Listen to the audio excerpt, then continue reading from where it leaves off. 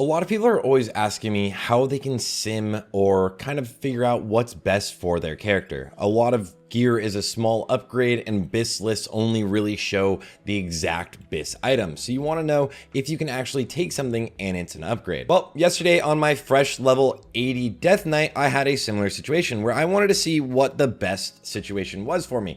I actually had Silent Crusader drop, and I also had another weapon drop. You can see as I got Torment of the Banished from 10 man, as well as Split Great Hammer from 25 man, which is a fast weapon.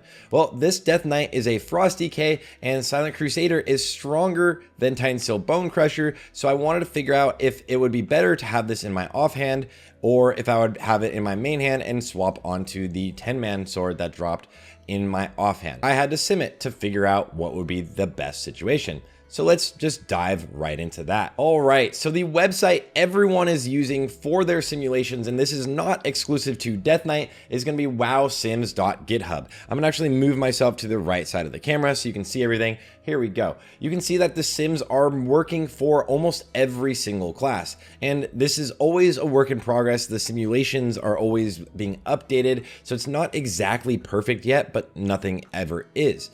Anyways, you can see that I've already input all of my gear currently, and you can see my Titan Steel Bone Crusher is in the main hand with Silent Crusader in the offhand. I've already run the simulation, which is just literally running simulate. I'll go into all of the ways you can adjust things, but just a flat out normal simulation where I ran simulate and my DPS was 7,473. So now without changing any settings yet, although I do want to make you all aware that I already have changed my talents to my talent build that I'm running.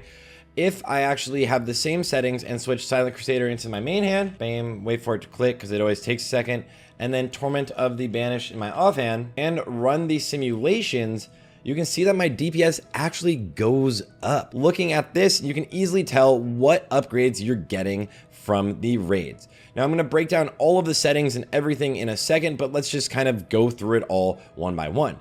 First of all, you can obviously click whatever class you want. We're just starting with DK to make you see how easy it is. But if I wanted to go to something like Hunter, they always have survival pre-raid BIS as well as phase 1 preset BIS is kind of consistently updated in here. You can go into the settings where we'll get into in a second, but first you'll be able to look at what your talents are. You can change your glyphs very easily right here on the right side, as well as change your talents. Now there are built-in talent builds where you can see the standard marksman build, the standard survival build, the standard beast mastery build. But if you want to test out anything different, and this is usually focused always on single target, you can just right click something to drop a talent and then left click another thing to gain talents. Now let's move back to Death Knight really fast and let's just move through the gear sets. So first of all, there are some preset gear sets already in here. You can see dual wield BIS Unholy gear set, pre-raid Frost gear set. All of them are kind of built in already for you. If you want to set up your own gear, all you have to do is right click or left click it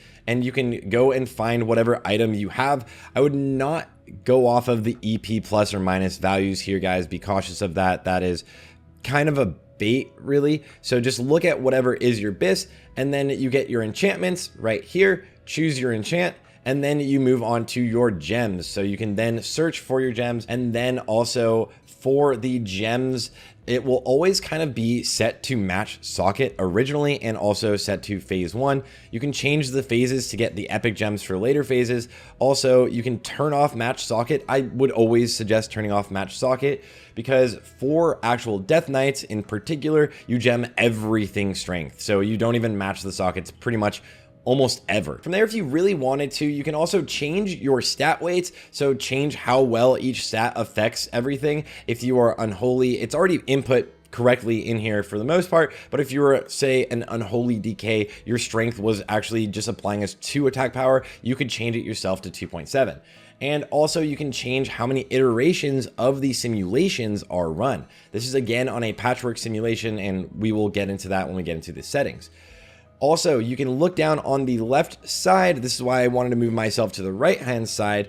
is that we do have all of your actual stats down here. Exactly what your strength is, exactly what your attack power is, your crit rating, your hit rating. All of these are calculated on the left-hand side, so you can see your exact stats. And if you wanted to add bonus stats, this is a relatively new thing. This is a way of being able to adjust some of the statistics yourself and add bonus stats. So it's just something that's really nice. Now let's move on to the settings section. Now, the settings section, you can set the duration of a fight. This is by seconds. So 180 seconds is a 3-minute fight. Most fights are really going to be about 2.5 minutes to 2 minutes. As we move faster, it might even be shorter, but 180 seconds is a decent setup for starting. You can also go in and change what buffs you have running on yourself to know how buffed up you are in your own raids, as well as what food buffs you're rolling, what engineering items you have, if you have pet foods, if you are pre-potting as well as using normal potions. This is going to be kind of something, if you don't want to pre-pot, you can remove it. Or if you're a frost, you could say you're pre-potting with indestructible pot. From there, you can also choose what cooldowns and timings you want to do. So specific cooldowns, you can say if you want to use your hyperspeed accelerators late in a fight, you can go in and do that. This is the glove enchant. You can go in and set up all of these things. Say you're holding off on bloodlust. Generally, it's assuming bloodlust is essentially being used right at the beginning. And then if you have something like an energy source,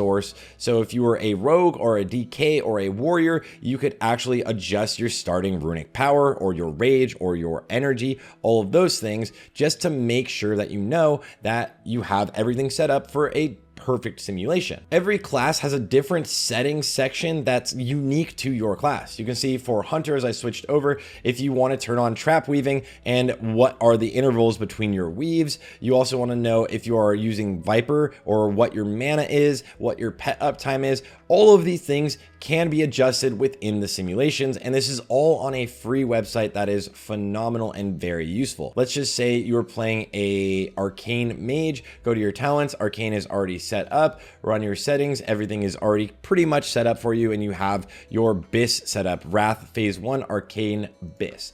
Run your simulation, and in this 3-minute fight, arcane is doing 8,100 DPS. Again, just to check, 3-minute fight. But then you can go in to find your detailed results to see exactly how much DPS you're getting on average from each of your abilities. So you're getting your average hit, average cast, what DPS you're getting from all of your rotation, what your buffs are when they are rolling, what your debuffs are when they're rolling. And you can actually go in and adjust again in the settings section what the debuffs you're actually using, what casts you're doing, and how often, what your resources are looking like, and a literal timeline of a perfect simulation. This is pretty much what it would look like on Warcraft logs, a perfect timeline of your situations. So this website is phenomenal. I highly suggest everybody go in and check it out to simulate what your gear upgrades are. Wrath of the Lich King is one of those expansions where every class has a ton of upgrades that might not necessarily be your absolute BIS upgrade. But a lot of things are still useful, and you don't want to pass up on getting actual upgrades, getting stronger. So this was just a quick-ish guide on how to simulate everything for your own characters. People always ask me what they should buy first with their emblems, what they should prioritize on their loot lists. Well, it's generally going to be what's most contended, but also what are the biggest upgrades. And to find out for yourself, just head over again to wowsims.github.io/Wrath of the Lich King. Thanks guys for watching. Thank you guys for the support. Thanks for the memberships. I'm going to try to keep doing some informative videos here on the channel, especially for members. So you might be seeing this video much earlier than other people if you're a channel member or a subscriber on Twitch. Other than that, guys, thanks for watching. I'll see you guys all on the next one.